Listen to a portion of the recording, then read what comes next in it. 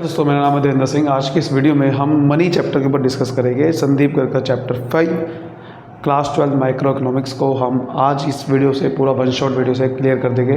ये चैप्टर बस आपको बहुत अच्छे समझ में आ जाएगा। बस आपको इस वीडियो को ढंग से एंड तक आपको देखते रहना है, ठीक है, जिससे आपको चैप्टर बहुत ही बड़े समझ में आए। तो चलिए स्टार्ट करते हैं। सबसे पहले ना हम समझ लेते हैं जो आपके पहले बुक में है बार्टर सिस्टम क्या होता है।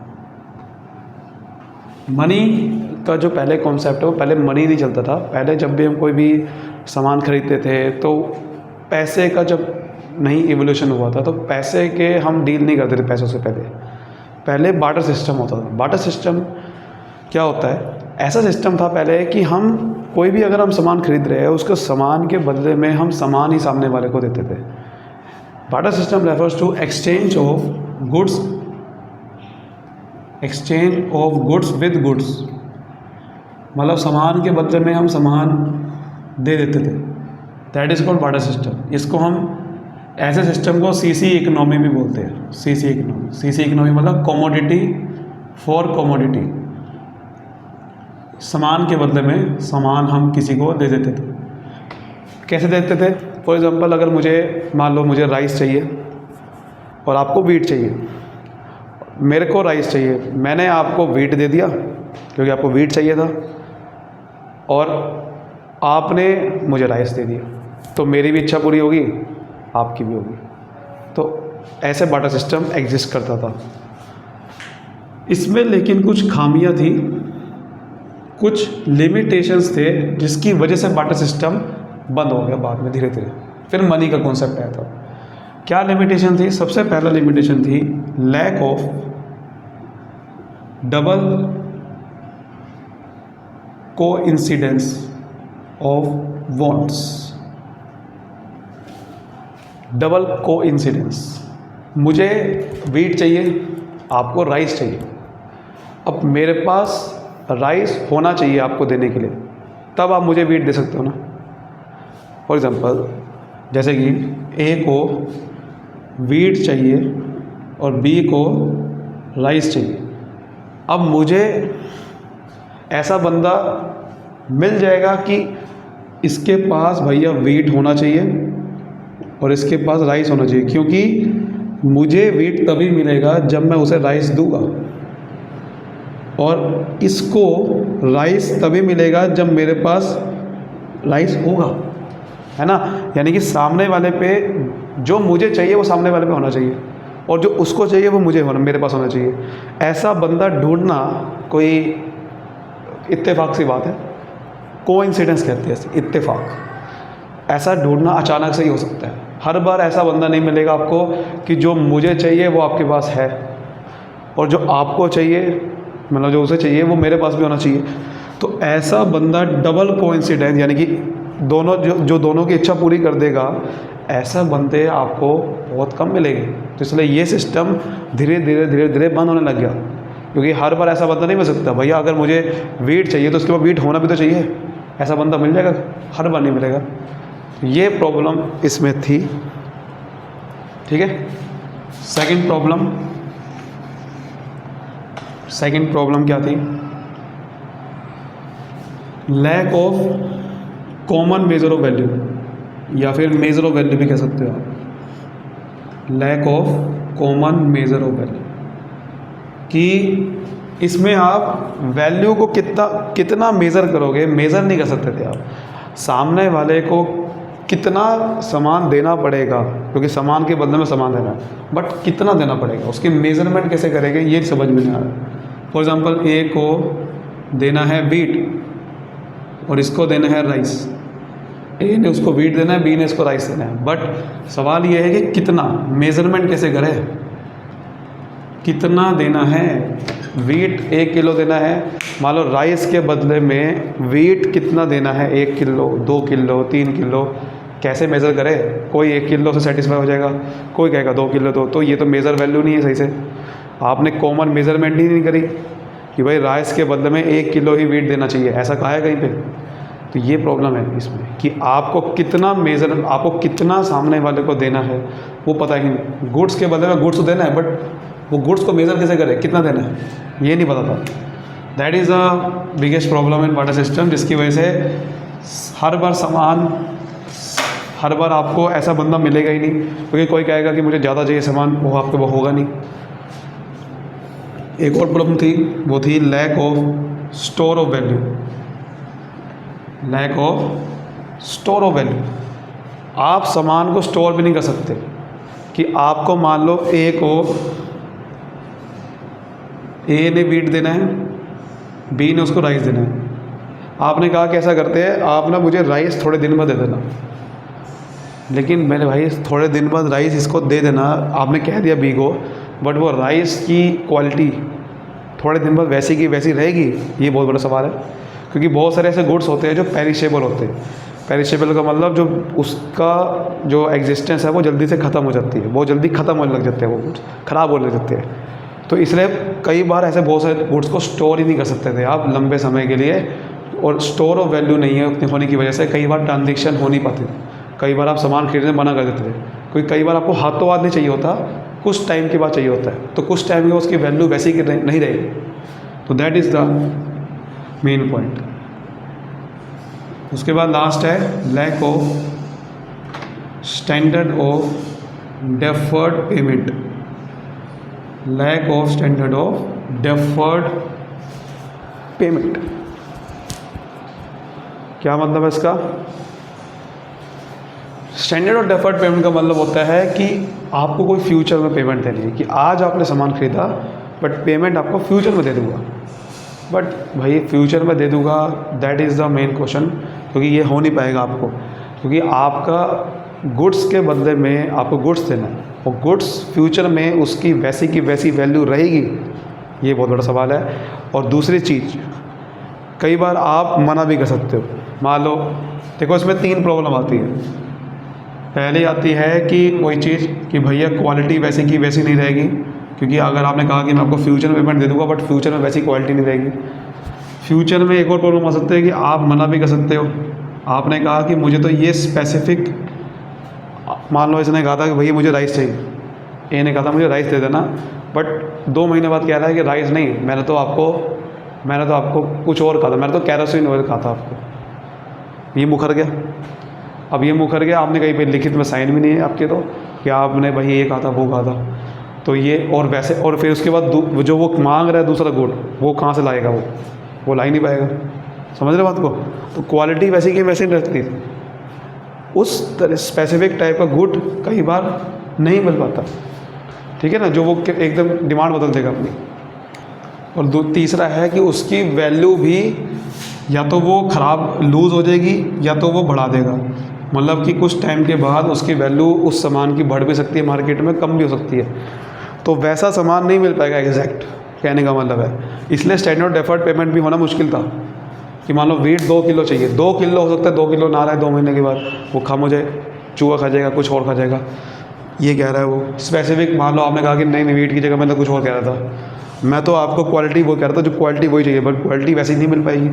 तो ये कुछ प्रॉब्लम थी, इसकी वजह से मनी का कॉन्सेप्ट है।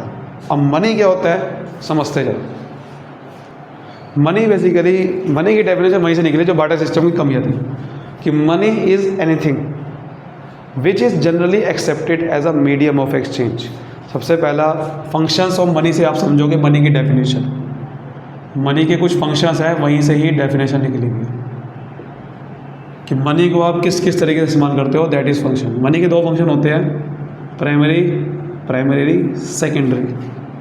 प्राइमरी जो इम्पोर्टेंट फंक्शन है मनी के, सेकेंडरी मतलब जो सप्लीमेंट फंक्शन है, दूसरे फंक्शन। प्राइमरी फंक्शन मनी का ये है, मनी को हम मीडियम ऑफ एक्सचेंज की तरह इस्तेमाल करते हैं। जो बार्टर सिस्टम में प्रॉब्लम थी, एक प्रॉब्लम थी बार्टर सिस्टम में, याद करो, पहली प्रॉब्लम थी lack of double coincidence of modes, कि एक्चुअल में एकदम दूसरा पर्सन वही मिल जाना, जो मुझे चाहिए वो उसके पास होगा सामान, या जो उसे चाहिए सामान वो मेरे पास होगा, ऐसा बंदे मिलना बहुत मुश्किल काम था। तो मनी ने उसको पूरा कर दिया। मनी एक मीडियम ऑफ एक्सचेंज बन गया, कि सामने वाला बंदा कोई भी हो, मनी को हम मनी से पेमेंट करेंगे। मुझे अब ये नहीं ढूंढना कि भैया सामने वाले को, मान लो मुझे चाहिए राइस, अब सामने वाले पर राइस होगा ही नहीं होगा, मुझे इससे मतलब नहीं है, ठीक है ना। मुझे अगर राइस चाहिए तो मैं सीधा जाऊँगा ऐसे बंदे पे जिस पे राइस होगा, और उसे मेरे से क्या चाहिए, उससे मेरे से सिर्फ मनी चाहिए। पहले क्या था, पहले देखो क्या था कि अगर मान लो ए को राइस चाहिए तो बी को भी कोई ना कोई सामान चाहिए था, मनी नहीं चाहिए थी। बी कह रहा था कि मुझे आप वीट दे दो तब मैं आपको राइस दे दूँगा। अब क्या हो गया है, अब ये हो गया है कि बी, अगर ए को राइस चाहिए तो बी को राइस नहीं चाहिए बदले में, अब चाहिए मनी। तो मनी क्या बन गया, एक मीडियम ऑफ एक्सचेंज बन गया कि कोई भी आपने सामान खरीदना है तो आप मनी से खरीद सकते हो, चाहे राइस खरीदना, चाहे वीट खरीदना, चाहे आप दुनिया का कोई भी सामान खरीदना है तो आप मनी के बदले में खरीद सकते हो। पहले मनी के बदले में नहीं खरीद सकते थे। समझ आ रही है यहाँ तक बात? Very good. तो मनी एक मीडियम ऑफ एक्सचेंज बन गया। दूसरा इंपॉर्टेंट फंक्शन है मनी का, ठीक है। दूसरा है हमारा measure of value, measure of value, या फिर इसे यूनिट ऑफ वैल्यू बोल सकते हो। कॉमन मनी से क्या हुआ कि आप कॉमन मेजरमेंट कर सकते हो। पहले क्या था, भैया आपको राइस चाहिए, वही एग्जांपल लेते दोबारा से, ए को राइस चाहिए तो बी ने उसे राइस देने हैं, और बी ने बदले में वीट लेना था। अब वीट कितना लेना था बदले में ये तो पता ही नहीं, 1 किलो, 2 किलो, 5 किलो, ये तो भाई साहब पता ही नहीं, कॉमन मेजरमेंट ही नहीं है कि भैया राइस के बदले में वीट कितना लेना है, ये पता ही नहीं। लेकिन अब मनी से क्या हुआ, फिक्स कर दिया कि भाई राइस है 100 रुपये। अब क्लियर है सामने वाले को कि भैया सामने वाले से 100 रुपये लेने हैं। पहला क्लियर नहीं था कितना सामान लेना है, तो अब क्या लेना है, अब ए को वीट नहीं देना बदले में, बी को क्या देना है, पैसा देना है, और कितना देना है, 100 रुपये। तो एक कॉमन मेजरमेंट हो गया कि अब राइस कोई भी खरीदेगा 100 रुपये दे के खरीदेगा। लेकिन पहले क्या था, आपको राइस खरीदना है, अब सामने वाले से वीट लेना है, कोई वीट मांगेगा, कोई कुछ मांगेगा, और कितना मांगेगा ये भी नहीं पता। ए तो मांग रहा है वीट, सॉरी हाँ, बी तो मांग रहा था वीट, लेकिन कितना मांगेगा ये पता नहीं था, कॉमन मेजरमेंट नहीं थी। किसी और से, किसी से 1 किलो मांगेगा, किसी से 2 किलो, किसी से क्या। अब क्या है, सबसे 100 रुपये मांगेगा। इसको बोलते हैं मेजर ऑफ वैल्यू या कॉमन मेजरमेंट। मनी के सेकेंडरी फंक्शन भी है। सेकेंडरी फंक्शन कुछ और है, जैसे कि वही वाले जो फंक्शन जो उसकी कमियां थी वो फंक्शन बन गया स्टोर ऑफ वैल्यू। और चौथी कमी क्या थी, स्टैंडर्ड ऑफ डेफर्ड पेमेंट, ये चौथी कमी थी, ध्यान रखना है ना। बार्टर सिस्टम की लिमिटेशन चौथी यही थी ना। तो बेसिकली आप ध्यान से देखोगे उसमें क्या था कि अगर गुड्स को स्टोर करते हैं ना तो उसकी वैल्यू ख़राब हो जाती है, गुड्स पेरिशेबल होता है, इसलिए स्टोर नहीं कर सकते ज़्यादा देर तक। मनी तो भैया पेरिशेबल नहीं होती, मनी तो आप जितना मर्जी स्टोर कर लो, मनी को आप घर में रख लो, मनी को बैंक में रख लो, मनी ख़राब नहीं होगी, मनी वैसी की वैसी रहेगी। तो मनी को स्टोर कर सकते हो आराम से, ये प्रॉब्लम दूर होगी। मनी को आप यूज़ कर सकते हो डेफर्ड पेमेंट, फ्यूचर की पेमेंट के लिए भी यूज़ कर सकते हो आप, क्योंकि मनी ख़राब नहीं होगी अब। तो मनी को जब चाहे आप, भैया आपने आज सामान खरीदा, उधार में खरीद लो, पेमेंट 2 महीने बाद दे दो। मनी की क्वालिटी, मनी की वैल्यू भी डाउन नहीं होगी। पहले क्या था, स्टैंडर्ड डेफर्ड पेमेंट क्यों नहीं कर सकते कि उसकी वैल्यू डाउन हो सकती है, उसकी क्वालिटी ख़राब हो सकती है, उसका ये हो सकता है। अब क्या है, अब तो क्लियर है भाई, अगर 100 रुपये का सामान खरीदा है तो क्लियर है कि 2 महीने के बाद 100 रुपये ही लेने हैं, ऐसा नहीं कि 100 से 80 हो जाएगा। क्लियर है 100 रुपये ही लेने हैं तो आप दे सकते हो। इसको बोलते हैं स्टैंडर्ड डेफर्ड पेमेंट, आराम से फ्यूचर की पेमेंट कर सकते हो। समझ आ गई मनी। तो money is anything which is generally accepted as a medium of exchange, measure of value, store of value and standard of deferred payment. यहीं से डेफिनेशन बनेगी मनी की कि मनी क्या होता है कि मीडियम ऑफ एक्सचेंज है जिसको आप मेज़र कर सकते हो, जिसको स्टोर कर सकते हो और जिसको यूज़ कर सकते हो as a standard of deferred payment. अब एक लीगल डेफिनेशन समझ लेते हैं मनी की क्या होती है। ये तो मनी की सिंपल डेफिनेशन है, बट लीगल डेफिनेशन भी होती है मनी की। लीगल डेफिनेशन ऑफ मनी में ये है कि मनी 2 तरीके की होती है। एक होती है legal tender money, yes, legal definition में मनी एक होती है लीगल टेंडर मनी। आपको याद है कि एक बार जब नोटबंदी हुई थी तो मोदी जी आए थे कि 500 और 1000 के नोट्स लीगल टेंडर नहीं रहेंगे ये बोला था। तो अब वो समझे कि लीगल टेंडर क्या होता है। फिर होता है non legal tender. Legal tender का मतलब भैया जो गवर्नमेंट ने ऑर्डर दे रखा है कि ये मनी को एक्सेप्ट करना है, चाहे कुछ भी हो जाए।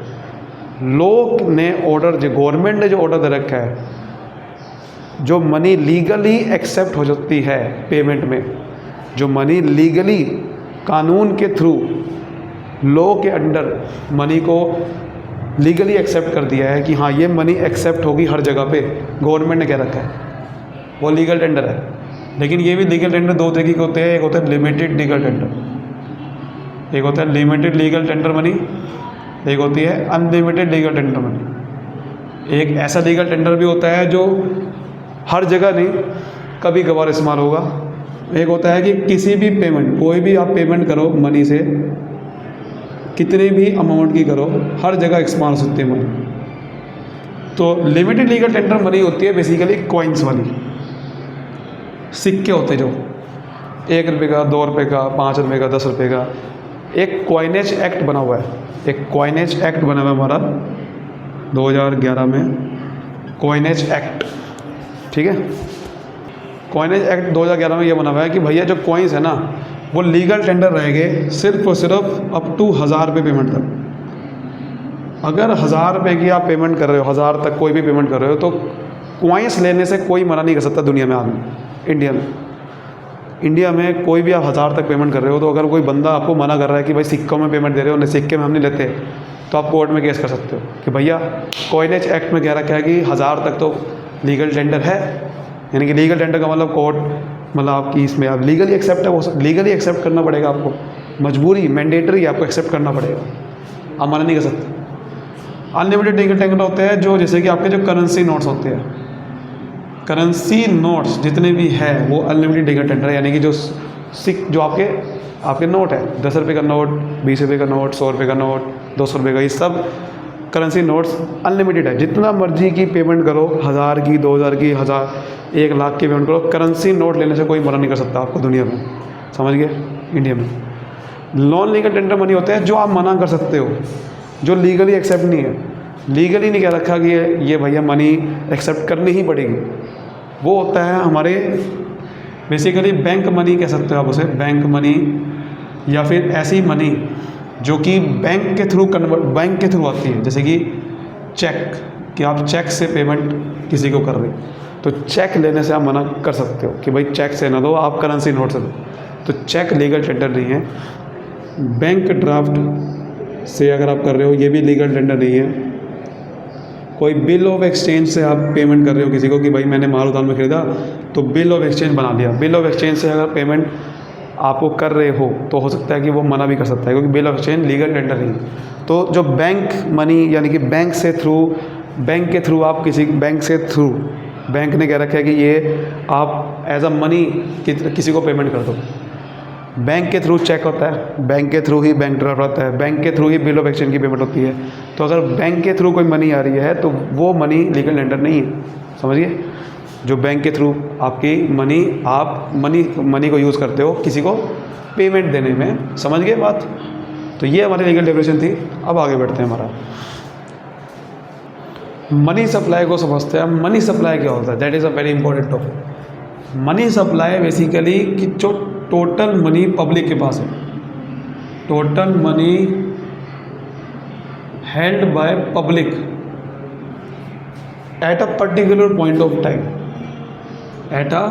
किसी एक पर्टिकुलर पॉइंट ऑफ टाइम में हम जब तक देखते हैं कि हाँ कि टोटल मनी, जैसे कि मैं कह रहा हूँ कि 31 मार्च 2024, इसको बोलते हैं पर्टिकुलर पॉइंट ऑफ टाइम। किसी जैसे आज इस डेट को पब्लिक के पास पूरे कंट्री में कितना मनी है, उसको मनी सप्लाई बोलते हैं। कि कंट्री में मनी सप्लाई कितना है, कि कंट्री में भैया 1 करोड़ का पैसा है लोगों के पास, तो 1 करोड़ मनी सप्लाई होगा, ठीक है। और आपको याद होगा कि सेकंड चैप्टर में हमने पढ़ा हुआ, कोई अगर पर्टिकुलर पॉइंट ऑफ टाइम में एक चीज़ देखी जाती है तो उसे स्टॉक कॉन्सेप्ट बोलते हैं। तो money supply is a stock concept, stock concept है ये। यानी कि जो पर्टिकुलर पॉइंट ऑफ टाइम देते हैं, ये डायनेमिक नहीं है, स्टॉक कॉन्सेप्ट है, फ्लो नहीं है। पब्लिक के पास हम सिर्फ कह रहे हैं, यानी कि ये ध्यान रखना, गवर्नमेंट के पास कितना पैसा है ये नहीं देखा जाएगा, समझिए, गवर्नमेंट के पास कितना पैसा है ये नहीं देखा जाएगा, और साथ ही साथ बैंक वालों में कितना पैसा है ये नहीं देखा जाएगा, पब्लिक के पास कितना पैसा है ये देखा जाएगा। ध्यान रखना बात, ये ध्यान रखनी है। उसके बाद इसके कुछ कंपोनेंट्स है कि कम मनी सप्लाई भी दो तरीके से देखा जाएगा कि लोगों के पास कितना है, या तो हो गया उसके बाद currency notes held by public, या तो करेंसी नोट्स हो गए, उसके पास कॉइन्स भी आगे इसके अंदर ही समझ लो, करेंसी नोट्स हो गए जो कि लीगल टेंडर होते हैं, आपको पता है, इसको फाइट मनी भी बोलते हैं, जो लीगल टेंडर होते हैं ना उसे फाइट मनी भी बोलते हैं, जो गवर्नमेंट के ऑर्डर पे, गवर्नमेंट के ऑर्डर चलती है। दूसरा होता है net demand deposits held by commercial bank, जो पब्लिक का पैसा कमर्शियल बैंक पे अगर जमा है उसे बोलते हैं डिमांड डिपॉजिट। नेट क्यों कह रहा है, यानी कि इसमें से माइनस कर देना है कि अगर कोई पैसा बैंक वालों ने ऐसा ना कर, बैंक वालों ने अगर किसी और बैंक पे बिहाफ पे जमा कर रखा है, ठीक है, तो बेसिकली नेट का मतलब यहाँ पर यह है कि इसमें से आपने इंटर बैंक डिपॉजिट माइनस कर देने होते हैं। डिमांड डिपॉजिट में से इंटर बैंक डिपॉजिट माइनस, मतलब इंटर बैंक डिपॉजिट का मतलब कि मान लेते कि कोई बैंक ने किसी और बैंक के बिहाफ पे अपने पास डिपॉजिट रखा हुआ है, तो अगर आपने वो भी इंक्लूड कर दिया तो डबल डिमांड डिपॉजिट आपने कर दिया ना। फिर मान लो कि एक डिमांड डिपॉजिट 1 लाख रुपए एक बैंक के पास डिमांड डिपॉजिट है डीडी, और इसने यही डिमांड डिपॉजिट किसी और बैंक के पास रखा हुआ है 1 लाख रुपए,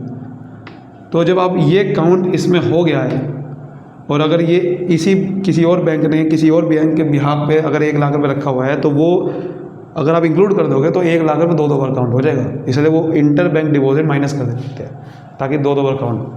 समझ आ गई बात? तो ये चीज़ ध्यान रखना है। और एक और चीज़ ध्यान रखनी है कि डिमांड डिपॉजिट में कौन से डिमांड डिपॉजिट आते हैं, सेविंग अकाउंट, जो पब्लिक ने सेविंग अकाउंट में पैसा रखा हुआ है, या फिर करंट अकाउंट में।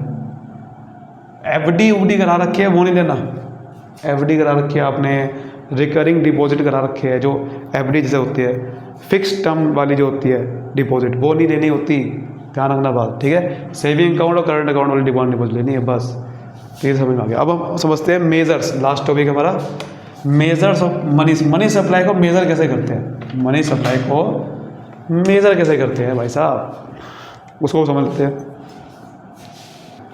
देखो मेज़र कैसे करते हैं मनी सप्लाई को, 1967 to 68 तक क्या हो रहा था कि आरबीआई जो है, RBI reserve bank of India, जो हमारा कंट्री का मेन सेंट्रल बैंक होता है जो सारी बैंक को कंट्रोल करता है, वो मेज़र करता था मनी सप्लाई को। वो बेसिकली बहुत ही नैरो मेज़र करता था। वो पहले सिर्फ ये देखता था कि भाई जो हमने अभी समझा कि भाई करेंसी कितनी है, करेंसी और कॉइन्स, डिमांड डिपॉजिट कितने हैं, बस। लेकिन उसके बाद 1977 से ले उसके बाद बहुत 4 तरीके निकाले मेज़र करने के, 4 तरीके। पहला है M1 से आप क्या मेज़र करोगे, M1 में आप ये करोगे करेंसी एंड कॉइन कितने पब्लिक के पास, डिमांड डिपॉजिट कितने हैं, साथ में अदर डिपॉजिट जो आरबीआई के पास है वो भी प्लस कर दोगे, क्योंकि कई बार कमर्शियल बैंक के पास नहीं होता पैसा पब्लिक का, आरबीआई के पास होता है। आरबीआई के पास अदर डिपॉजिट कौन से होते हैं, फॉरेन बैंक के कोई हो सकते हैं। अगर फॉरेन बैंक वालों ने जमा कर रखा है आरबीआई का पैसा, वो भी M1 में मेज़र करते हैं, ध्यान रखना। वैसे तो हम डेफिनेशन में सिर्फ ये 2 चीज़ लिखते हैं, बट मेज़र में ध्यान रखना बहुत सारी चीज़ें आने वाली है। M2 मेज़र में M1 तो आएगा ही आएगा, यानी कि ये 3 चीज़ें तो आएगी। M2 में क्या हुआ कि आप सेविंग डिपॉजिट, जो पोस्ट ऑफिस सेविंग बैंक होता है, कमर्शियल बैंक के पास नहीं कर रखा हमने सेविंग, अगर कोई पोस्ट ऑफिस सेविंग बैंक है गवर्नमेंट का जो होता है वहाँ पर कर रखा है, वो भी इंक्लूड करना M1 में। तो अगर M1 में ये इंक्लूड कर दोगे तो M2 बन जाएगा। M3 कैसे बनेगा, M3 ऐसे बनेगा कि अगर M2 में, यानी कि M1 प्लस M2 में नेट टाइम डिपॉजिट बैंक के पास जो है, यानी कि जो मैं बात कर रहा था कि भाई एफडी करा रखी है वो नहीं देना, इसमें लेना है। अगर कोई हमने टाइम डिपॉजिट, फिक्स टर्म की कोई डिपॉजिट करा रखी है बैंक के पास, वो भी इंक्लूड करना है M3 में। अगर वो इंक्लूड कर दोगे तो M3 बन जाएगा। तो M1 में अगर ये जोड़ोगे तो M2 बनेगा, M2 में अगर ये जोड़ोगे तो M3 बनेगा, और ऐसे ही M3 में अगर आप टोटल डिपॉजिट जो पोस्ट ऑफिस सेविंग बैंक के पास है वो जोड़ दोगे, क्योंकि यहाँ तो सिर्फ सेविंग डिपॉजिट जोड़ दे पोस्ट ऑफिस वाली, तो M2 बन रहा था। लेकिन जितने भी डिपॉजिट है पोस्ट ऑफिस सेविंग के पास, चाहे सेविंग वाली है, चाहे करंट वाली है, चाहे टाइम डिपॉजिट है, उनको सबको जोड़ दोगे M3 में तो M4 बन जाएगा। तो ये 4 तरीके होते हैं। ध्यान रखना कि NSC वाला डिपॉजिट नहीं जोड़ना, यानी कि नेशनल सेविंग सर्टिफिकेट, जो कि गवर्नमेंट का ही होता है, बहुत ही कम टाइम पीरियड का डिपॉजिट होता है, ये नहीं जोड़ना, ये आपको ध्यान रखना है। बाकी सब जोड़ने हैं, ठीक है। तो ये ध्यान, M1 में ये जोड़ेंगे तो M2 बनेगा, M2 में ये जोड़ेंगे तो M3 बनेगा, M3 में ये जोड़ेंगे तो M4 बनेगा। तो ये 4 हमारे तरीके होते हैं मनी सप्लाई को मेज़र करने के। आई होप ये पूरा चैप्टर आपको अच्छे समझ में आएगा। तो वीडियो को लाइक करिए, सब्सक्राइब करिए। Thank you so much, all the best.